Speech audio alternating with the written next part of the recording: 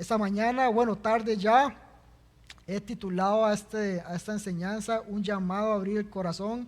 Y es que entendiendo lo que Pablo ha venido hablando, Pablo hace un llamado fuerte justamente a entender las maravillas del Evangelio, las maravillas de la obra de Cristo para nosotros, y nos hace un llamado importante, primero al Evangelio como tal, a no tomar la gracia de Dios en vano, al ministerio, a aprender a pasar en medio de sufrimientos, entendiendo que es su palabra y las promesas de que Él está con nosotros las que nos sostienen, y a los demás.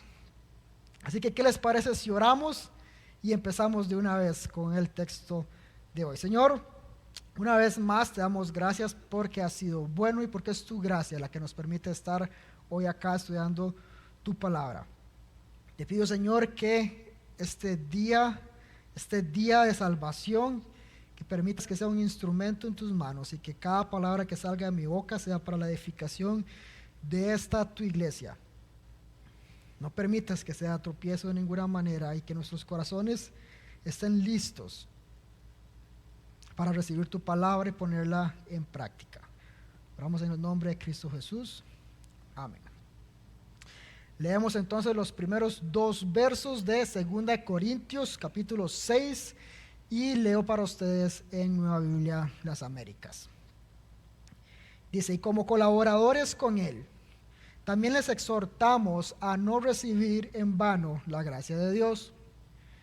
Pues Él dice: en el tiempo propicio te escuché, y en el día de salvación te socorrí. Pero ahora es el tiempo propicio, ahora es el día de salvación. Y yo me ponía a pensar en todo lo que está pasando. Acordémonos un poco de cómo es esta iglesia en Corinto. Tremendos, por decir lo mínimo, siempre rechazando las enseñanzas de Pablo. Pablo en muchos casos, e incluso en otras iglesias, tiene que sacar un momento para defender su apostolado, para defender el Evangelio.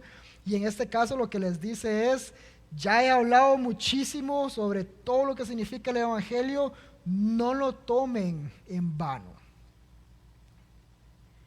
Y yo me ponía a preguntar, ¿cómo alguien puede tomar en vano? Y es que le está hablando a la iglesia directamente. Y pueden haber muchas formas. Realmente yo nada más voy a mencionar 3 que considero que son importantes para este contexto, para nosotros mismos y posiblemente para mí. Pero vamos a ver entonces qué es lo que nos dice Pablo. Para mí, una de las formas en las que podemos tomar en vano el Evangelio es justamente no creyendo lo que Pablo acaba de mencionar en el capítulo 5 y anteriormente. Yo no sé cuál ha sido su historia en cuanto al Evangelio y en cuanto a la iglesia. Posiblemente, y a algunos nos ha pasado, que tal vez llegamos a algún lugar simplemente porque no queremos estar solos. Yo tenía un compañero en el colegio que se declaraba a sí mismo ateo y me decía: es que los cristianos me caen súper bien, son muy buena gente.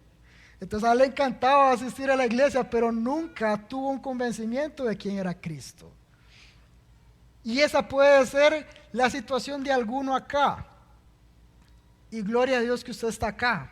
Gloria a Dios que los cristianos son buena gente y lo han hecho sentir bien.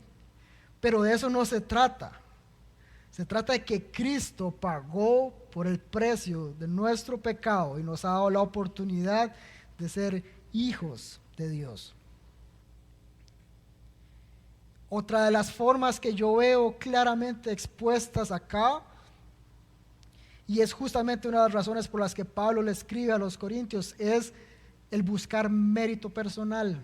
Para mí esa es una forma en la que podemos tomar en vano la gracia de Dios. ¿Por qué? Porque así es nuestro corazón.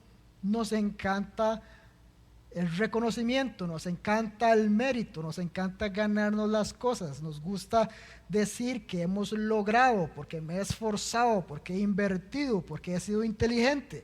Hay un montón de cosas que pasan por nuestra mente a la hora de ponernos metas a inicio de año, y todos los procesos en los que tenemos profesionales o académicos. Nos encanta el mérito. Entonces la salvación de alguna forma es simple pero difícil de entender porque nuestro corazón no lo logra con el hecho de que no hay nada que podemos hacer. De hecho, el evangelio es hasta cierto punto ofensivo. Y para el mundo es ofensivo porque es decirnos a nosotros mismos y reconocer que somos inservibles, que no podemos lograr las cosas para alcanzar la salvación. No tenemos esa capacidad en nuestra vida y el Señor ha sido muy claro. Romanos nos lo dice en capítulo 3. No hay quien entienda. No hay nadie bueno, no hay quien busque a Dios. Todos hemos sido destituidos de la gloria de Dios. ¿Y qué es lo que pasa entonces? Hay que reconocer que estamos en una bancarrota espiritual en la cual no podemos salir adelante solos. Pero Dios en su misericordia, a través de Cristo Jesús, permite entonces que ese precio de nuestro pecado sea pagado en la cruz justamente y que la santidad de Cristo sea puesta sobre nosotros. Y ahí es donde Jesús nos hace rescatables, por decirlo de alguna forma, nos adopta. Juan lo dice, a los suyos vino, los suyos no lo recibieron, más a los que sí lo recibieron, a los que creen en su nombre, que los hizo ser hijos de Dios. Queremos entonces siempre buscar otras formas de ganarnos la salvación. Muchas veces son disimuladas, muchas veces son llenarnos todos los días de actividades aquí en la iglesia. Y es que yo voy a los hombres y yo voy después a los nexos y yo voy también navegantes y después voy a lo de parejas y estoy en bienvenida el domingo y todos los días de la semana tengo algo que hacer. Y es que ahí es importantísimo, donde tenemos que aprender a reconocer cuando estamos poniendo nuestra fe y nuestra identidad en algo que estamos haciendo, en lugar de creer que únicamente es a través de Cristo y su obra en la cruz, por la cual somos aceptos delante de Él. Que todas estas cosas que acabo de mencionar son ejemplos buenísimos de cosas que Dios ha preparado de antemano para que andemos en ellas, pero como un resultado del agradecimiento que tenemos por la obra y por el reconocimiento de que Él ya hizo todo, consumado es. No es por obras para que nadie se jacte, sino por gracia, por fe en Cristo Jesús. Y tratar de agregar algo a la ecuación, Jesús y algo más, echa todo a perder, de eso no se trata. Estamos equivocados cuando nos vamos en ese camino. Tenemos que aprender a reconocer que es Cristo y solo Cristo lo dijo. Yo soy el camino, la verdad y la vida, y nadie viene al Padre si no es por mí. Punto. Es la única forma. Entonces, qué bueno una vez más que están acá. Si esa es su situación, pues el llamado es abrir el corazón al Evangelio y a descansar en Cristo. Y una última manera que veo yo tal vez que podemos tomar en vano la gracia de Dios es la falsa sensación de seguridad y de tiempo que tenemos. Yo no sé ustedes, pero a mí me encanta planificar el año completo. Yo sé exactamente qué voy a hacer de aquí al 31, es más, al 15 de enero, porque es mi cumpleaños, de 2027. Eso a mí me gusta. Yo necesito estar en control y yo planifico entonces. Yo tengo vacaciones limitadas, entonces tengo que rendirlas hasta el último día. Y ese soy yo. Control. Tengo una sensación de que yo sé qué voy a hacer, cuándo, cómo y dónde. Y yo no sé si a ustedes les ha pasado en algún momento, pero muchas veces podríamos llegar a creer que tenemos mucho tiempo para arrepentirnos. Todavía nos queda tiempo para dejar este pecado que nos tiene aprisionados, porque la verdad es que mejor yo tengo apenas 25 y después hasta los 30 ya debería ponerme en orden con el Señor. No, no se trata de eso.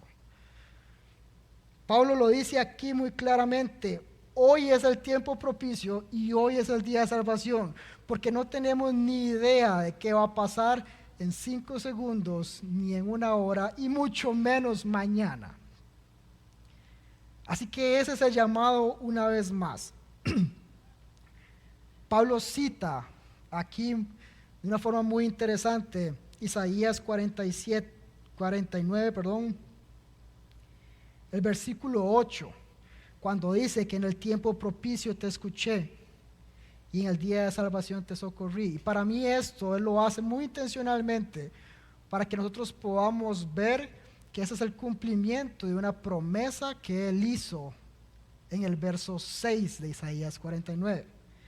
¿Qué les parece si leemos ese verso? Isaías 49, verso 6.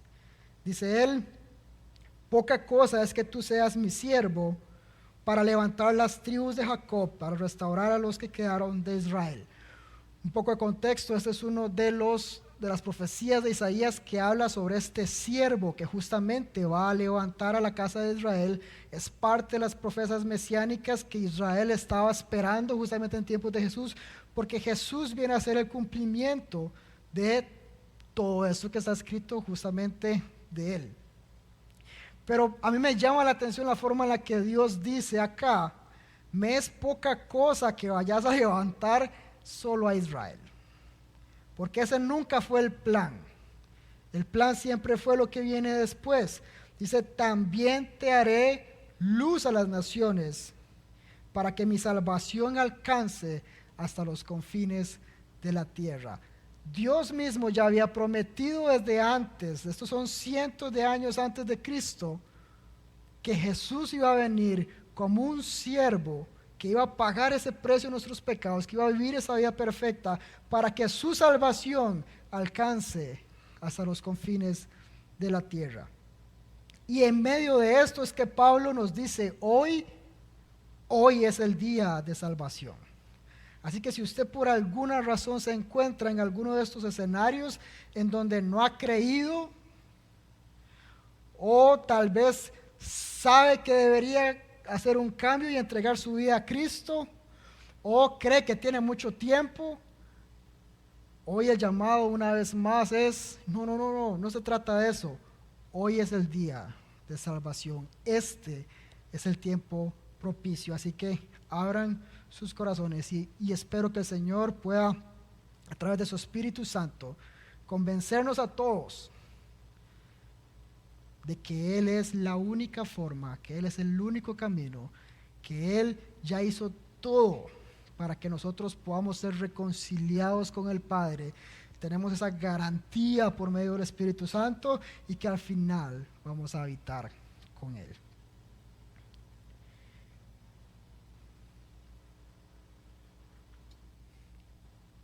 Seguimos. Leemos entonces a partir del verso 3, y esto es un llamado a abrir el corazón al ministerio.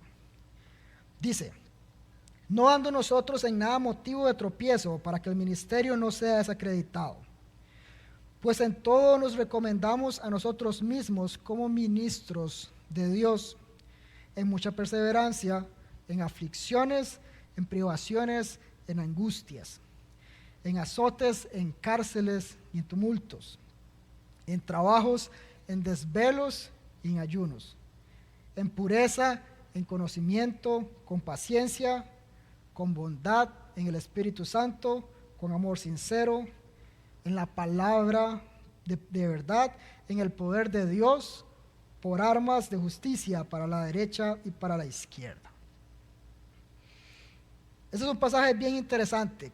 Tratando de analizar un poco a Pablo, lo que vemos es cómo él ha abierto su corazón al ministerio y se ha entregado por completo. Él incluso habla de que para él el vivir es Cristo. Y todo esto que él está hablando acá nos habla justamente de la entrega y del convencimiento que él tiene de que Jesucristo es el Señor y que el Evangelio es poder de Dios para salvación. O sea, él vive y entiende esto de tal manera que entrega su vida por completo al ministerio.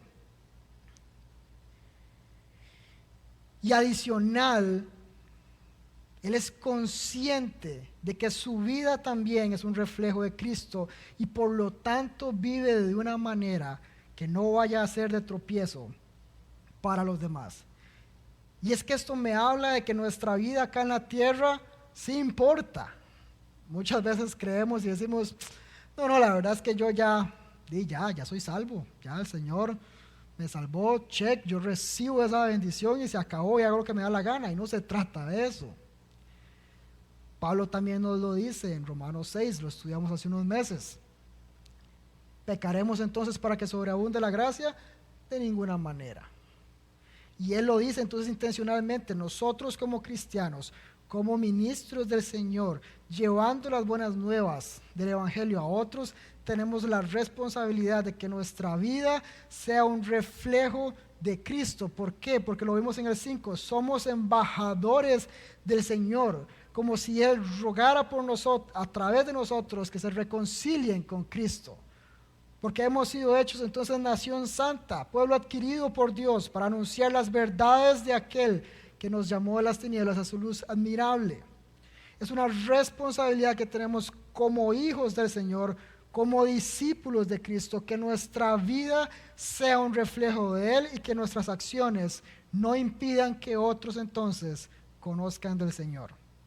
Y ese es un llamado fuerte a todos los que estamos acá sentados. No crean que es solo para mí porque estoy aquí de pie y ojalá nada de lo que yo haga o diga sea tropiezo para que ustedes reciban el Evangelio, o cualquiera de los pastores o cualquiera de los que sirven de alguna forma en la iglesia. Es cualquiera de nosotros tiene la responsabilidad como discípulos de Cristo de ser embajadores, representantes de quién es Él y qué ha hecho por nosotros. Y Pablo sin duda es un ejemplo increíble de cómo ser entonces embajadores del Señor. Y a partir del verso 4, este verso me llama mucho la atención porque para mí expone las marcas de un verdadero ministro, un verdadero discípulo del Señor. Y eso lo digo porque de alguna manera los judaizantes están atacando el ministerio de Pablo, están atacando la veracidad del Evangelio, quieren hacer que la gente vuelva a la ley. Y Pablo en muchos, de hecho en la primera carta lo vimos en algún momento, lo vemos también en Gálatas, lo vemos en Filipenses, donde Pablo de alguna manera tiene que defender su apostolado. Pero para mí es impresionante ver cómo él lo que usa para defender su apostolado y su ministerio es justamente las pruebas y las dificultades que ha vivido a través de la vida cristiana. Porque eso es completamente contrario a lo que nos dice el mundo. Este es un mundo que vive de apariencias y si no lo hemos visto así, a mí me llama la atención montones ver LinkedIn. Es una red social que es profesional. Entonces ahí lo que hacemos muchos es estar subiendo todo lo que logramos, porque de eso se trata, que nos vean, que vean las certificaciones, las maestrías. Entonces los nombres ya no es Iván Cordero, sino que es Iván Cordero,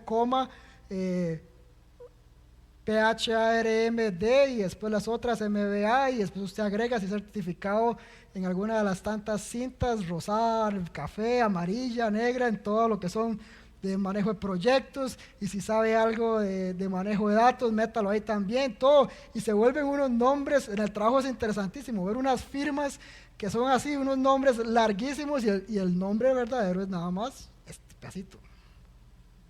Pero es que ese es el mundo, y no lo estoy criticando, eso es lo que hacemos porque el mundo pide y exige eso. Usted vale en el mundo corporativo de alguna forma según las capacidades que tiene, según los estudios que tiene, según los roles, las certificaciones, la inversión que usted ha hecho, y es que hay que exhibirlo porque eso cuesta tiempo y dinero y hay que presentarlo.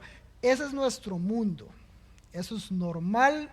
Mi intención aquí no es criticar eso, sino que entendamos que así funciona, y esa es la presión que tenemos aún dentro de esta iglesia, aún dentro de la iglesia de Cristo, queremos mostrar entonces nuestros títulos.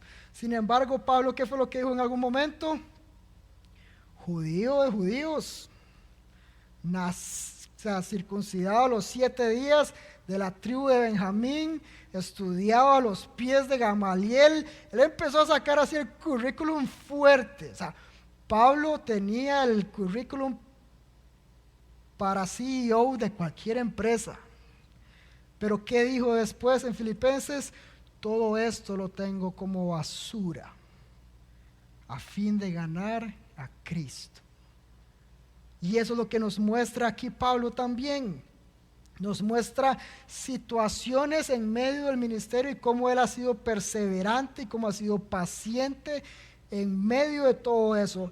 Y me gustaría tratar de dividirlo en 3 para que sea más fácil de identificar. Hablamos entonces de dificultades generales. Él habla de aflicciones, de privaciones y de angustias. Todos acá, ninguno está exento a este tipo de situaciones, a diferentes circunstancias que nos duelen, porque es parte de este mundo caído, las consecuencias del pecado en nuestras vidas. Y ahí es donde se jacta Pablo. He sido perseverante en medio de estas situaciones difíciles. He vivido todo esto por causa del ministerio. Y es que esto contrasta demasiado cuando lo vemos con las promesas de abundancia de los actuales profetas. Vemos también circunstancias que yo las trataría de clasificar como persecución justamente a raíz del ministerio. Pablo nos habla entonces de azotes, de cárceles, de tumultos, y me pongo a pensar en Pablo en Listra, donde lo apedrearon hasta que ya creyeron que estaba muerto, las veces que estuvo en la cárcel, la iglesia orando por él y él siempre sirviéndole al Señor. Y vemos también sacrificios voluntarios, vemos trabajo duro, vemos desvelos, vemos ayunos. Y es que aquí me pongo a pensar en Pablo en la iglesia de Tesalonicenses, por ejemplo. Él les dijo a ellos: los he amado y me he entregado a ustedes como un padre, como una madre que ama, cuida y protege a sus hijos. Y también les dijo: he trabajado para no ser de ninguna manera una carga para ustedes. Entonces vemos a un Pablo trabajando duro para su propio sostén y trabajando para el ministerio de forma esforzada, posiblemente desvelándose en muchísimas circunstancias, ya sea por las dificultades o por el mismo ministerio, y en ayunos. Y muchos de esos ayunos, estoy seguro que no eran ayunos sencillos. Era hambre porque no había nada, porque estaba en la cárcel, y eso todo de manera voluntaria para los corintios, para nosotros, para que hoy nosotros podamos conocer más de nuestro Señor. Y es interesante porque a partir del verso 6, entonces Pablo lo que nos va a mostrar es un contraste con estas situaciones y nos habla de cualidades. Pablo se va una vez más a el corazón como tal. Entonces vemos a partir del verso 6 que dice que todo esto lo ha vivido en pureza, buscando siempre la santidad. En conocimiento. ¿Y en conocimiento de quién? De Cristo mismo. Con paciencia. Imagínense Pablo queriendo ir a Roma y que el Señor no se lo permita y que lo lleve a otro camino.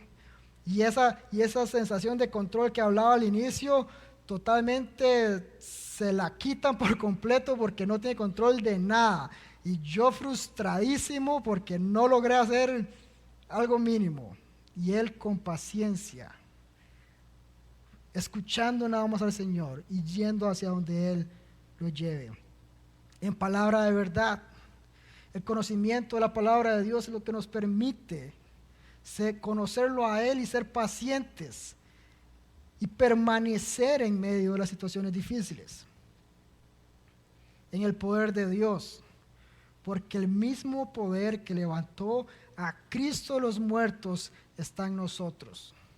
Porque Cristo lo prometió, les conviene que yo me vaya para que venga el Consolador sobre ustedes. Y porque recibirán poder cuando venga sobre ustedes el Espíritu Santo y serán mis testigos en Judea, en Samaria, en Jerusalén y hasta los confines de la tierra. Por armas de justicia para la derecha y para la izquierda. Aquí está hablando de defensa y ataque. Pero acordémonos que Pablo mismo dice más adelante en el capítulo 10 de que nuestras armas son fuertes en Dios, no son carnales. Y que son capaces de destruir toda fortaleza.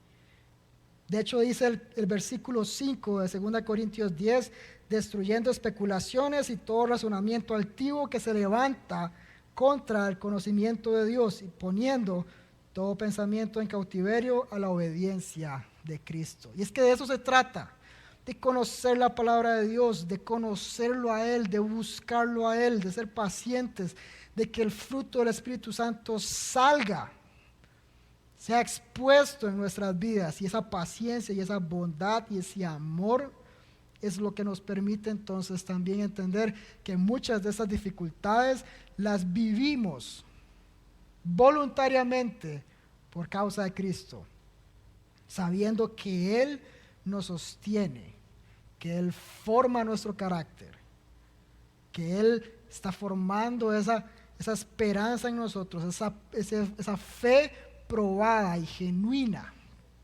delante de Él mismo. Ahora, ¿qué les parece si seguimos con los siguientes versos a partir del 8? Dice, en honra y en deshonra, en mala fama y en buena fama, como impostores pero veraces. Somos tratados como desconocidos pero bien conocidos, como moribundos pero vivimos, como castigados pero no condenados a muerte, como entristecidos pero siempre gozosos, como pobres pero enriqueciendo a muchos, como no teniendo nada, aunque poseyéndolo todo. Aquí lo que estamos viendo es una paradoja interesante, son contrastes que son bien interesantes, porque él está hablando de cómo lo trata el mundo, pero también vemos que él tiene su identidad completamente basada en el Evangelio, en quién es Dios y qué dice Dios de él. Entonces esa es su respuesta. ¿Qué les parece si vamos analizando una a una estas palabras? Él dice que lo tratan entonces como desconocido. Pero ¿quién conoce a Pablo? Dios mismo. Segunda Timoteo 2:19. No obstante, el sólido fundamento de Dios permanece firme, teniendo este sello: el Señor conoce a los que son suyos. Pablo lo tiene clarísimo. Él no tiene duda. Él recibe el maltrato sin problema, porque él sabe, aunque me traten como desconocido, el Señor sí sabe quién soy. Dice, como moribundos, pero vivimos. Gálatas 2:20. Con Cristo he sido justamente crucificado. Y ya no soy yo el que vive, sino que Cristo vive en mí. Y la vida que vivo ahora en la carne, la vivo por la fe en el Hijo de Dios, el cual me amó y se entregó a sí mismo por mí. Me tratan como moribundo, pero yo vivo y vivo para Cristo. Como castigados, pero no condenados a muerte. Dice 2 Corintios 1 del 8 al 10, porque no queremos que ignoren, hermanos, acerca de nuestra aflicción sufrida en Asia, porque fuimos abrumados de gran manera, más allá de nuestras fuerzas, de modo que hasta perdimos la esperanza de salir con vida. De hecho, dentro de nosotros mismos ya teníamos la sentencia de muerte, a fin de que no confiáramos en nosotros mismos, sino en Dios, que resucita a los muertos, el cual nos libró de tan gran peligro de muerte y nos librará, y en quien hemos puesto la esperanza de que aún Él nos ha de librar. Y si no nos libra, Pablo dice una vez más, Para mí el vivir es Cristo y el morir es ganancia. De hecho, me pone a pensar mucho en Sadrach, Mesach y Abednego cuando están delante de Nabucodonosor. Imagínense a este señor diciéndoles, o se arrodillan o se mueren. Y ellos diciéndole, nosotros servimos al Dios de Israel, al creador del cielo y la tierra. Y Él tiene la capacidad de librarnos, pero aun si no lo hace, no serviremos a ningún otro. Y es que es esa seguridad la que viene de conocer al Señor, de entender nuestra identidad a través del Evangelio. Pablo dice que los tratan como entristecidos, pero con mucho gozo. Filipenses 4 nos dice, regocíjense en el Señor siempre. Otra vez lo diré, regocíjense. Y es que esta carta es lindísima, porque es la que justamente después, a partir del verso 6, nos dice, no se preocupen por nada. Más bien sean puestas delante del Señor sus peticiones con acción de gracias. Y la paz que sobrepasa todo entendimiento los protegerá sus corazones y sus mentes en Cristo Jesús. Entonces, esto es lo hermoso de reconocer qué es lo que ha hecho Cristo por nosotros, cómo se aplica el Evangelio en cada una de las circunstancias, y cuando llegamos a creer este tipo de cosas que el mundo nos tira, poder entonces fundamentarnos únicamente en la palabra de Dios. Dice que lo tratan como pobre, pero enriqueciendo a muchos. Efesios 3:8. A mí, que soy menos que el más pequeño de los santos, se me concedió esta gracia, anunciar a los gentiles las inescrutables riquezas de Cristo. Y dice que lo trata como no teniendo nada, pero poseyéndolo todo. Filipenses 3:8, después de haber hablado justamente de este montón de cualidades que él tenía, dice, y aún más yo estimo como pérdida todas estas cosas en vista del incomparable valor de conocer a Cristo. Por él lo he perdido todo y lo considero como basura a fin de ganar a Cristo. Así que vemos cómo Pablo tenía su identidad fundamentada únicamente en Cristo y en el Evangelio, y nada de estos ataques, nada de esas circunstancias, ninguna de estas dificultades podían torcer entonces su voluntad. Él tenía una meta clara, y era que el mundo conociera a Cristo y a Cristo crucificado. Así que una vez más, el llamado es abrir nuestros corazones al Evangelio primeramente, a entender y a reconocer quién es Cristo, y al llamado que nos ha hecho de ser sus discípulos y de hacer discípulos a las naciones. Y ya para ir cerrando, leo a partir del verso 11, que es un llamado a abrir nuestros corazones a los demás. Y le voy a pedir de una vez a Félix que si puede ir pasando. Dice, nuestra boca, oh Corintios, les ha hablado con toda franqueza. Nuestro corazón se ha abierto de par en par. Ustedes no están limitados por nosotros, sino que están limitados en sus sentimientos. Ahora bien, en igual reciprocidad, les hablo como a niños, ustedes también abran de par en par su corazón. Pablo ha expresado y ha abierto su corazón de una forma impresionante, mostrándonos la grandeza y la belleza del Evangelio y las dificultades que él mismo ha tenido que pasar por causa de Cristo. Los corintios muy posiblemente han dicho, bueno, tal vez eso no sea para mí, y tal vez muchos de nosotros digamos lo mismo, pero él hace un llamado clave. Desde el verso 1 o 2, hoy es el día de salvación, y nos dice una vez más, abran sus corazones, actúen con reciprocidad. Y eso no es para Pablo, es para Cristo. Una vez más, reconociendo su obra por nosotros, su amor por nosotros, nosotros podemos responder a Él. Y es que la forma en la que Pablo habla es un claro ejemplo de una persona que que él vive el Evangelio, que él tiene el Evangelio. Y nos dice algo que es clave. Ustedes no están limitados por nosotros. No es Pablo el que está limitando a nadie. Acá ninguno de nosotros puede limitarlos a ustedes a nada tampoco, sino que están limitados por sus sentimientos. Engañoso y perverso es el corazón, nos dice Jeremías 17. Muchas veces son las emociones, la forma en la que nos sentimos, la forma en la que tal vez fuimos criados, experiencias que hemos tenido, cosas que hacen que nuestro corazón se cierre y se duela en diferentes momentos a diferentes cosas, y un corazón cerrado que está ensimismado no puede reaccionar realmente al Evangelio de Cristo.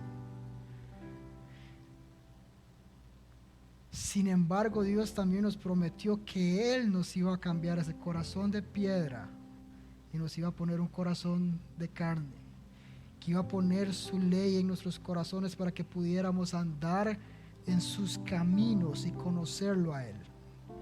Él es quien hace la obra. Así que una vez más, reconociendo que no hay nada más engañoso que el corazón, que si algo tenemos que cuidar y que guardar, según lo que nos dice la palabra, es el corazón, porque de él mana la vida.